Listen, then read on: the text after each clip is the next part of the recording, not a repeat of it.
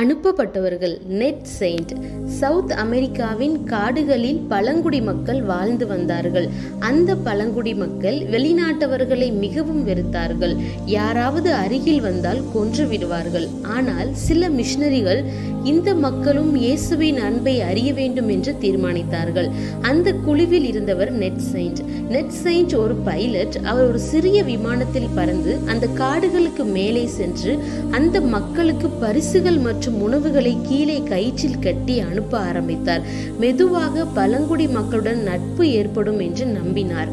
ஒரு நாள் net Saint மற்றும் அவரது நண்பர்கள் அந்த காடு அருகே இறங்கி அந்த மக்களை சந்திக்க முடிவு செய்தார்கள். முதல் சில நாட்கள் எல்லாம் அமைதியாக இருந்தது.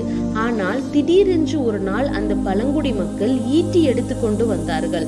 நெட் செயின்ட் மற்றும் அவருடைய நண்பர்கள் 5 பேரும் கொல்லப்பட்டார்கள். இந்த செய்தி உலகம் முழுவதும் அதிர்ச்சியை ஏற்படுத்தியது.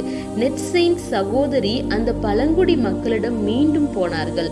அவர்கள் அந்த மக்களை மன்னித்து அவர்களோடு வாழ ஆரம்பித்தார்கள். அந்த அன்பை பார்த்து அந்த பழங்குடி மக்கள் இயேசுவை ஏற்றுக்கொண்டார்கள். நெட் செயின்ட் உயிரை இழந்தாலும் ஆனால் அவரது உயிர் தியாகம் ஒரு முழு பழங்குடி மக்களை தேவனிடம் கொண்டு வந்தது. அனுப்பப்பட்டவர்கள்.